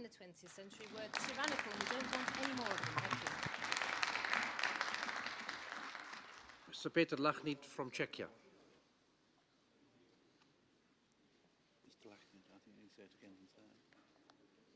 He doesn't seem to be present. Oh, yes. So the next. Ah, there he is. I think now. Mr. Lachnit. Лахнит, сейчас? Okay. Is it my turn now? Okay. I've called your name, Mr. Lachnit. If you don't recognize it, that's up to you. Mr. Chairman, dear colleagues, we live in a period where many dubious generalizations are widespread by amateurs who know less and less about more and more. And I am unfortunately convinced that the submitted report proves it well. Nowadays, the civilization is standing at the edge of the so-called modern age. What happened was a decline of aristocracy and the rise of democracy. This process is now largely over. Perspective, which should be a main focus of politicians' activities, is an inevitable component of reality and is at least partly historical. One fact is indisputable. Mankind has always built its knowledge on memory. Those who regard the world before 1914 as a golden age are bitterly mistaken. The First World War was one of the worst catastrophes in the history of mankind. It belongs to the diplomatic history and relations among states. The miscalculations of short-sighted politicians, statesmen, generals, rulers, etc. are evident. Hand in hand with newspaper publishers and journalists created mistaken expectations. As a result of First World War butchery, there were two dictators coming slowly to power, Hitler and Stalin, if you want, Stalin and Hitler. Both was a professional populist. They knew how to address the masses, and they also knew that people are attracted by evidence of power rather than by proposition of social contracts. They promised all kinds of benefits for so-called the people. In fact, this term was used as a disguise for xenophobia, nationalism, and populism. These were Christian socialists who came to power in 1980s in Vienna on a wave of anti-Semitism and anti-liberalism, and whose rhetoric significantly contributed to the fatal crisis of the Habsburg Empire. The Russian Revolution in 1917 was a consequence of the First World War, and the cause wasn't ideological, but nationalist. The influence of Marxism and Leninism on this historical event is often very exaggerated. What happened in Russia in 1917 and after was horrible. Entire classes were decapitated or exiled. There is no time to describe all the atrocities in detail. After Lenin died, Trotsky pretended to believe in international communism. Stalin didn't. He inclined to nationalism and statesmanship, using propaganda for encouraging class feeling to pure Russians, this being in fact expression again of xenophobia. There are many books describing the propagators of international communism and vice versa, but one doesn't have to be a communist sympathizer to understand that this view is inseparable from the general idea of progress, evolution of democracy idea, and social question. Let me to conclude with the words of Polish dissident Adam Michnik. I hadn't been a coward with you then, and I needn't be to have with you hero now. Thank you. Next speaker is Mr. Gennady Zyuganov of the Russian Federation.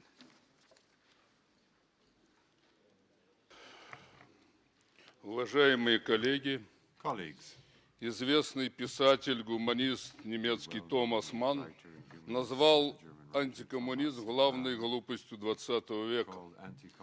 Антикоммунизм везде способствовал приходу к власти фашистов, а следовательно и свершению главного преступления XX века.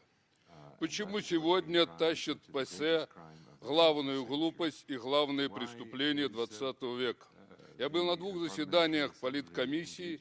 В сентябре практически почти единогласно политкомиссия отказалась вносить этот вопрос сюда на заседание. Спустя 3 месяца в декабре мне, лидеру крупнейшей компартии, не дали выступить на политкомиссии от имени 73 лидеров коммунистических, левых и рабочих партий, которые в Афинах просили ПАСЕ не затевать эту провокацию. Даже не дали выступить. Наши материалы не распространили здесь, в зале, для того, чтобы вы ознакомились с позицией практически всех левых сил планеты. Кто судил уже коммунистов? Судил Геббельс и Гитлер Димитрова в 1933 году. С этого начиналось шествие фашизма по всей Европе. Судили маккартисты в Америке, но даже Верховный суд США отказался признать это действительно. Нас судил Ельцин в Конституционном суде ровно год, и тем не менее не сумел сломать судей России для того, чтобы признать преступниками коммунистов. Кого судят? И сегодня здесь 40 миллионов моих сограждан, которые прошли через Компартию. Через Компартию прошли все командующие фронтов вместе с Жуковым, которые освобождали Европу от фашизма и гордились своим пребыванием в Компартии. В Компартии гордился, член Компартии гордился Гагарин, первый космонавт планеты, и Нобелевский лауреат Шолохов, автор легендарного «Тихого Дона», который переведен во всех странах Европы. Кого судят? Компартию Франции, Италии, Греции, которые были сражающимся и которые больше всего потеряли своих членов в годы войны. Сегодня китайская Компартия, господин Лindblad, насчитывает 70 миллионов человек. Вам не хватит в Европе тюрем для того, чтобы их туда засадить. Сегодня коммунист возглавляет парламент Индии, и коммунисты возглавляют парламент Бразилии. Сегодня левые настроения расширяются не только в Азии, но, по сути дела, красной становится Латинская Америка. Мне представляется, что сегодня здесь затеяна провокация с далеко идущими последствиями, которые не только расколят Европу. Я считаю, самым перспективным предприятием 21 века это союз Европы и России, где есть огромный потенциал. Она обострит отношения со всей Азией и Латинской Америкой. Если вам хочется судить, начинайте с капиталистических режимов. Они развязали 2 мировые войны, организовали колониальные империи, они развязали войну во Вьетнаме, залив ее напалмом. Они сегодня воюют на Ближнем Востоке, если так хочется судить, начиная, можно, с инквизиции, которая несколько веков господствовала в Европе. Мне кажется, это абсолютно нерациональный подход. Сегодня наступил момент истины. Кто есть кто?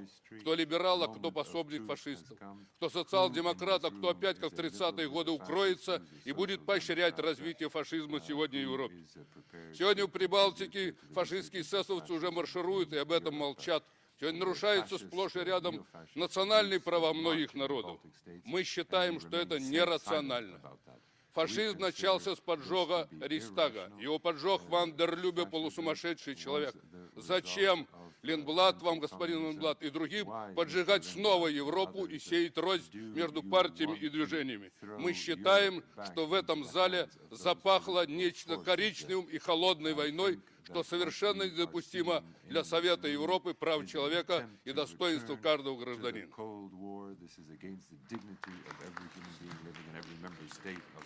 Mr. Vladimir Zhirinovsky of Russian Federation. Хочу сказать совсем наоборот. То, что сказал сегодня первый русский коммунист. Все это ложь. Очередная ложь. Вот эта ложь с 17 года как раз провоцирует нацизм. Если бы не Октябрьский переворот, никакого Гитлера, Муссолини, Салазара близко бы не было. Увидев, что делают большевики, уничтожая полностью всю страну. 24 миллиона они уничтожили во время гражданской войны. 24, целую страну. Вот это увидели европейские народы и вынуждены были обратиться к ультраправым режимам, которых я уже перечислил. И война с Гитлером началась именно из-за того, что был Советский Союз, советский режим. Если бы этого не было бы, европейская демократия придушили бы Гитлера еще в 1933 году.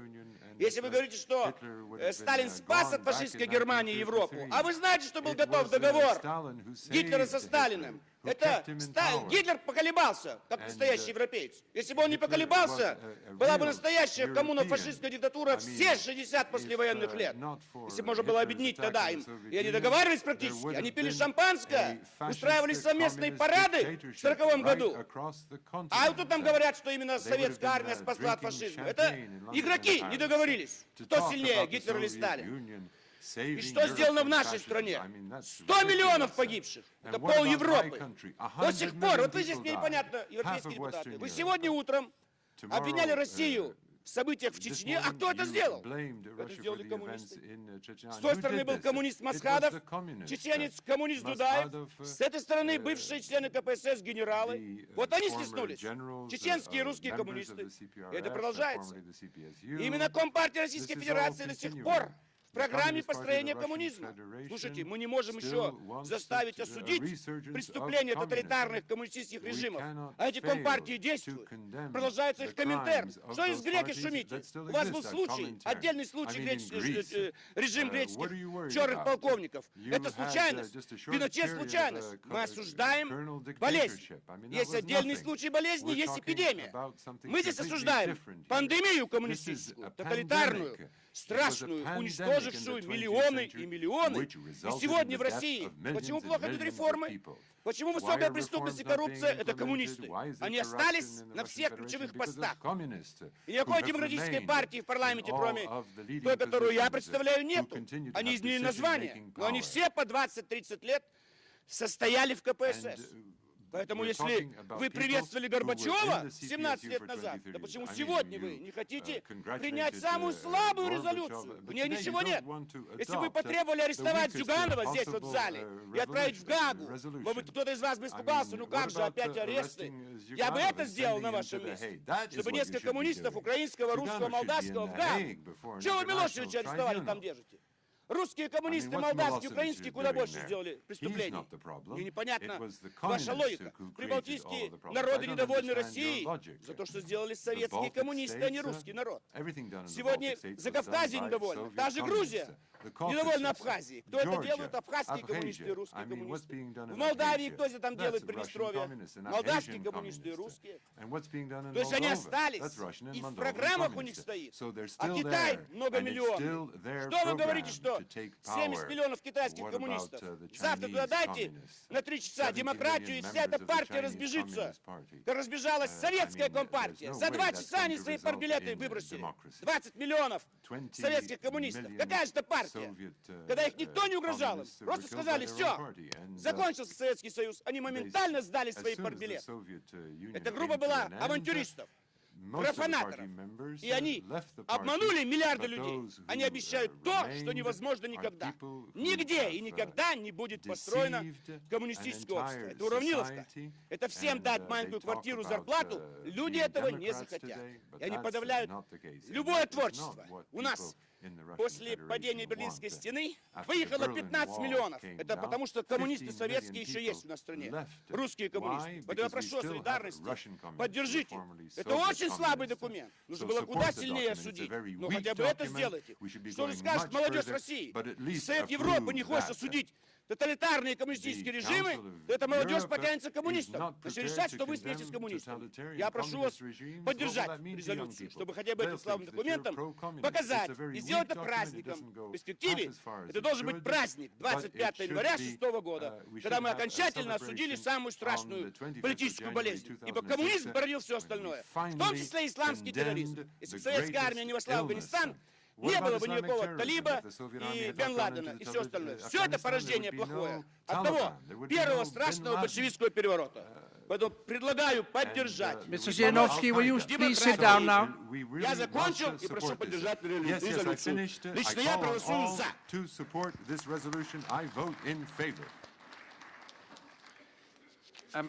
May I say that I regret personal accusations or incriminations of colleagues in this hemicycle is not usual within the Council of Europe. I'd like to tell Mr. Zhirinovsky that. His remarks about Mr. Zhuganov should not be made like that. Mr. Georgi Bokaria of Georgia.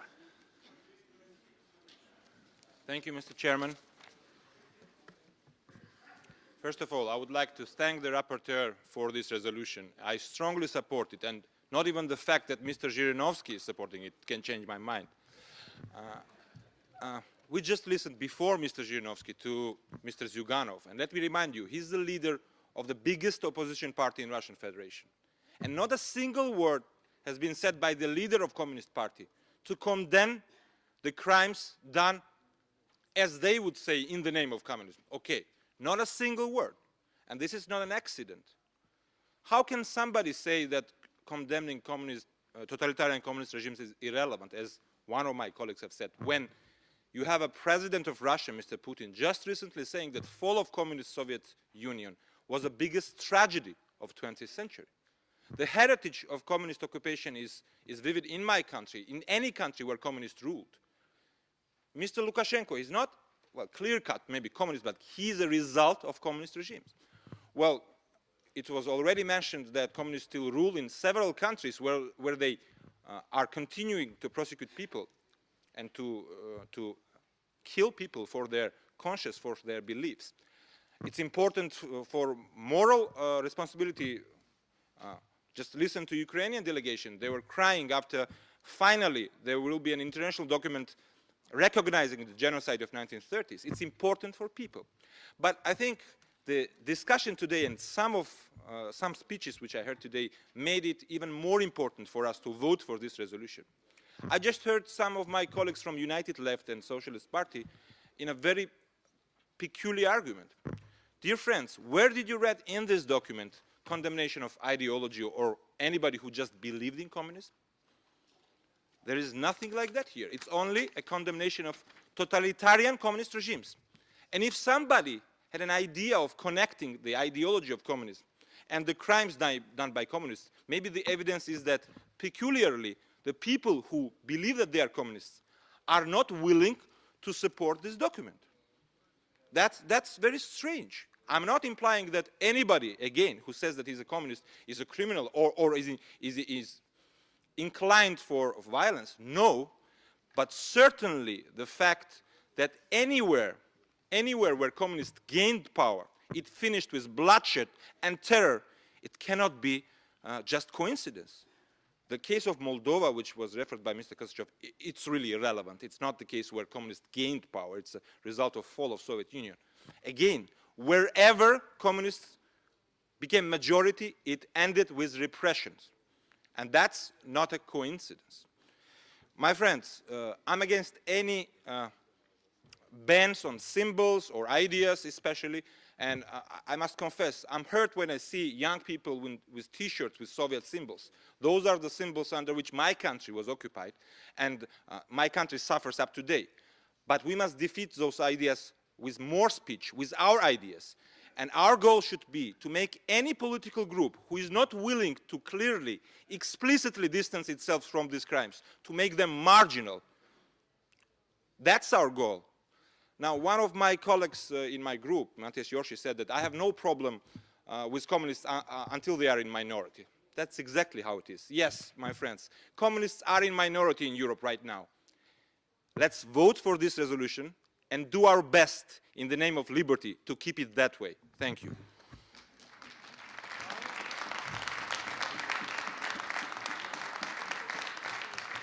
Mr. Gideos Vareikis, and will Mr. Diakov prepare himself as next speaker? Mr. Vareikis. Thank you, Mr. Chairman.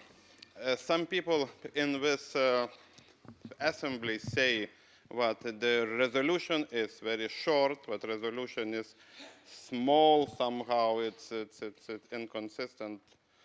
Really, the document is very short, and I see it as not a resolution, not a final document, but more or less like introduction or even say preamble to everything, to all these condemnation of specific crimes communist regimes did in Europe, and not only in Europe.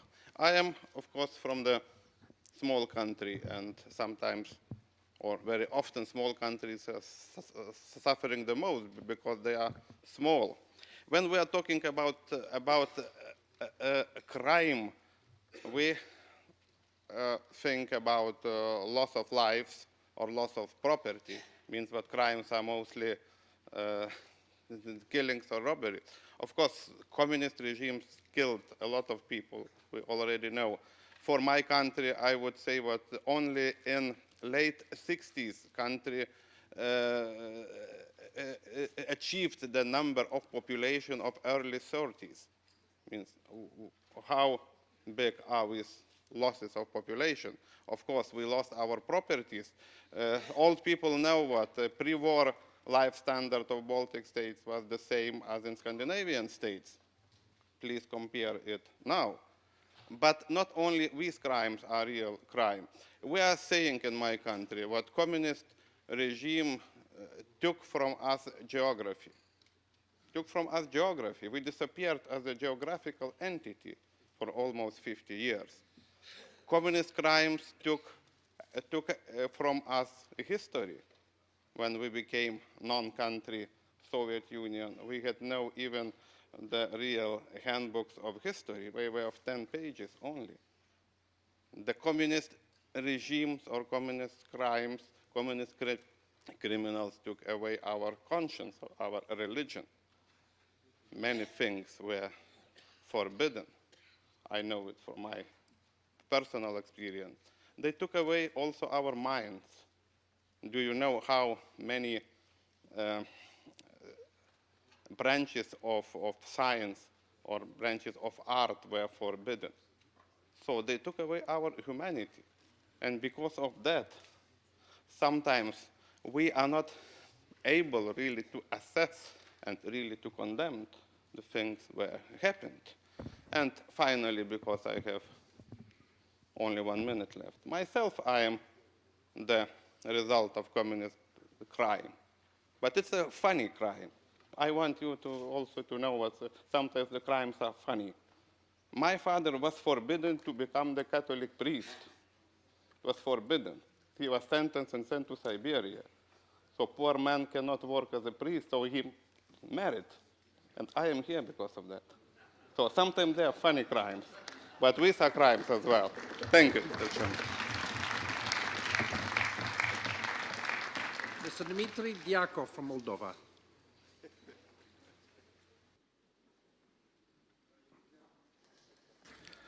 Дорогие друзья, разговор сегодня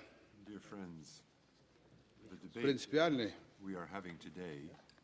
хотя и неоднозначный, по той теме, которая обозначена в повестке дня. Я представляю маленькую страну, так же, как и коллега из Литвы, маленькую страну, которая пережила все эти события, все эти годы. И я думаю, что та часть членов Ассамблеи, которые представляют здесь эти страны, молодые демократии, конечно, они должны разобраться в своей истории для того, чтобы построить будущее этих стран.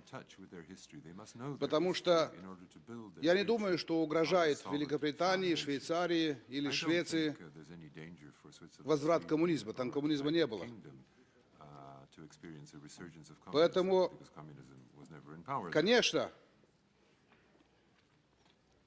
проблемы, которые обсуждаются сегодня, они непосредственно связаны с будущим наших стран. С верой в будущее нынешнего поколения. Конечно, хотелось бы, чтобы это обсуждение сплотило всю парламентскую ассамблею. Потому что мы находимся в парламентской ассамблее, которая приняла Европейскую конвенцию по правам человека, основополагающий документ, которым мы руководствуемся все эти годы. И, конечно, когда мы говорим о преступлениях тоталитарных режимов, коммунистических и не только коммунистических, то, конечно, мы должны исходить прежде всего из тех основных положений Европейской конвенции по правам человека. Мы порой и здесь сегодня спорим, демократические были выборы, недемократические. Иногда защищаем людей, которых незаслуженно наказали. Но здесь идет речь о миллионах, о сотне миллионов. В Молдавии в 1940 году проживало около 3 миллионов человек. Сотни тысяч из них были высланы в Сибирь. Мои родители, как и родители моей коллеги, были высланы в Сибирь. По линии отца были просто зажиточными крестьянами, по линии матери был священнослужителем. И я родился в Сибири, и я лет 40 на каждом шагу был вынужден объяснять, почему я родился в Сибири, и почему мои родственники умерли в Сибири, похоронены в Сибири. Конечно, такое нельзя забывать, и думая о будущем, конечно, нужно подводить какие-то итоги. Я сегодня говорил на комиссии, что, наверное, поздно Ассамблея обратилась к этой проблематике. Конечно, я абсолютно разделяю председателя нашей группы о том, что эту проблему надо было рассматривать в более широком контексте. И чтобы эта проблема не выглядела как борьба левого и правого фланга европейской политики. Это не будет способствовать укреплению нашей позиции по поводу осуждения преступлений тоталитарных режимов.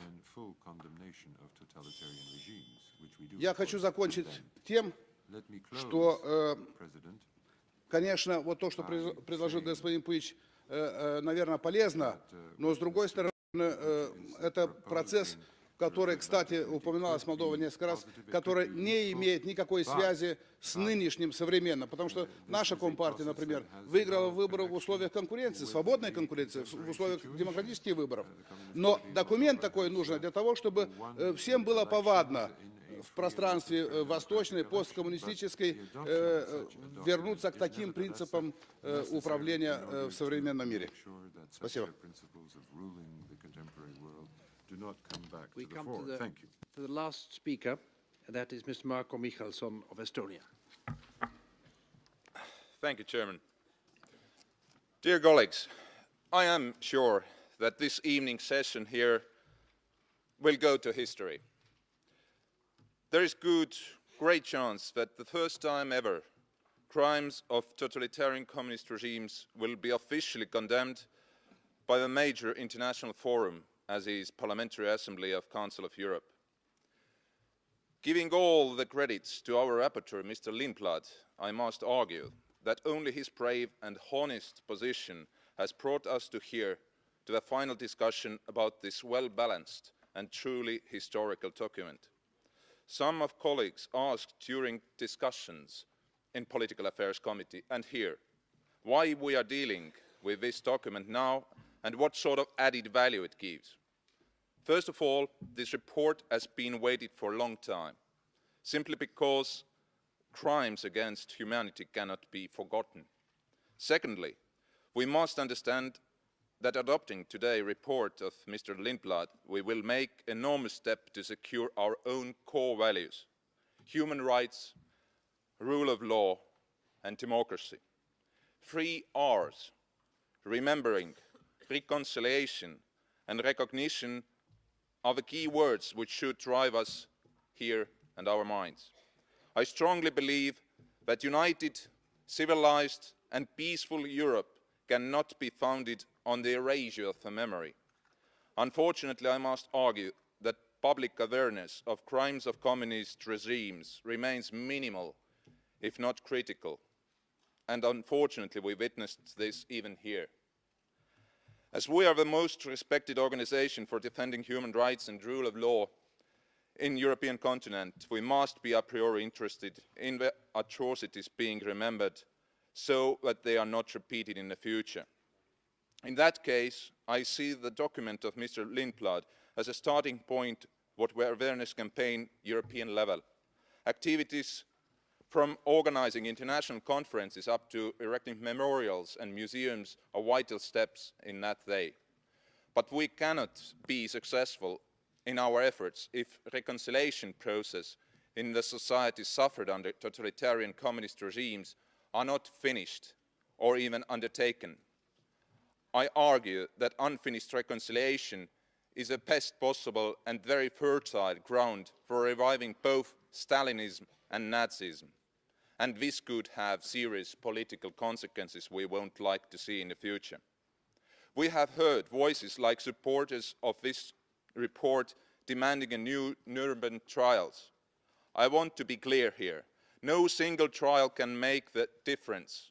It was not Nuremberg trials which shaped Germany's collective memory. It was a debate begun by Germans themselves which helped to build strong democracy on the ruins of Nazi dictatorship. German experience shows us that any society who are ready for a reconciliation and approach critically his own history can be described as truly democratic and free society. We know that the common memories create backbone of national identity. But if a past has been kept locked behind the doors and historical facts are only in the service of political authorities, then the future of democracy in a society will be always questioned. Today is not only important an historical day for the Council of Europe, but also for those millions of people who either suffered or still suffering under cruel totalitarian communist regimes. This is our duty to recognize their sufferings. They fully deserved our sympathy and understanding. Adopting this document, we will be remembered as politicians who are not only speaking about, but also truly serving for human rights and rule of law. Thank you. Thank you. I must now interrupt the list of speakers. The speeches of members on the speakers list who have been present during the debate but have not been able to speak may be given to the table office for publication in the official report. I call Mr. Lindblad to reply. You have 4 minutes. Thank you, Mr. President. I think that Mr. Mikkelson's speech here is a good summary up of most of the debate. This has been a very interesting debate, and it's been a free debate where everyone has had the opportunity to say his or her meaning about this very important issue. And that could not have been the case had we been in a communist country. And I think that's very important to remember, that the freedom of speech, the freedom of assembly is essential, and that goes hand in hand with the core values of the Council of Europe. Let me comment a few of the colleagues' remarks. For example, my colleague Mats Einarsson from Sweden, he goes hand in hand with his communist colleague, Mr. Shuganov, when it comes to talking about something else than the topic. I mean, we were here discussing the crimes committed by totalitarian communist regimes. And they speak about good people that were active in the Soviet Union. There's no doubt there were a lot of good people active in the Soviet Union. And they speak about completely different things. But the issue here is to discuss this report, which is about the condemnation of totalitarian communist regimes. It is not about totalitarian regimes as such. That has been debated in the Political Affairs Committee quite a few times, and it was decided to have this title, and had it been totalitarianism, it would have been a much longer report and something different. So therefore, the issue here is to decide on the resolution and on the recommendation in this document. There was one colleague that commented the problem with seeing young people with T-shirts. I have run into that problem also in Sweden. There's a Norwegian chain that are selling T-shirts with Soviet symbols on it. And we had a campaign against them, and I had an email correspondence with the marketeer of that company. And she emailed me back and said, this is only old Russian nostalgia. And then that is the problem with not having an awareness campaign. We need to have this discussion and debate to make people in all our countries aware of the crimes of communism and what the symbol stands for. And then I have no problem with having Mr. Einarsson or Mr. Zyuganov dressed in a T-shirt with a Soviet insignia. That's no problem at all. The problem is when young people that just as well could buy a T-shirt with Mozart as one with Lenin would wear that one with Lenin.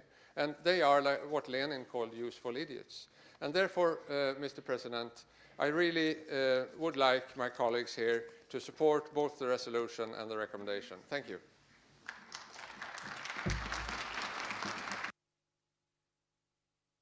Thank you. Does the chairperson of the Political Affairs Committee, Mr. Attis, wish to speak? You have 2 minutes. Thank you, Mr. President. First of all, this high-quality debate gave additional honor to our Assembly. I'm sure that after this debate and during the debate, rose a lot of attention all around the world. Therefore, I would like to thank all the speakers, and I'm proud of being part of this Assembly. Thank you very much. Thank you. The debate is closed. I give now the floor to Mr. De Puch, who has asked for it at the beginning and wishes to move the reference of the report back to the Political Affairs Committee. Mr. Puch, you have the floor. Merci, Monsieur le Président. Effectivement, au nom du groupe socialiste, je vous demande d'ouvrir la procédure de renvoi de ces rapports à la Commission. C'est donc les renvois pour y travailler encore, pour préciser, pour analyser mieux. Ça, c'est, je l'ai dit, ce n'est pas un bon rapport. Il pourrait être un bon rapport, mais il n'est pas un bon rapport. En ce qui concerne son analyse et l'exposé des motifs, on aurait pu aller beaucoup plus loin, beaucoup plus profond. Mais aussi, il n'est pas bon parce qu'il permet des interprétations qui ne sont pas juste sous les titres qu'il porte. Parce que, comme je l'ai dit, nous sommes pour la condamnation de régimes totalitaires communistes. Il faut les condamner, mais avec les textes actuels, là, il y a des autres éléments qui ne sont pas, qui sortent de l'aspect condamnation de crimes totalitaires et qui permettraient une interprétation qui ne serait pas valable et qui serait mauvaise du point de vue de l'Assemblée de Conseil de l'Europe. Voilà donc pourquoi je demande les renvois. Merci. Thank you. Under Rule 37.3, only the proposer of the motion, one speaker against, and the rapporteur or chairperson concerned have the right to speak on the motion. Rule 37.3. What is the opinion of the Political Affairs Committee?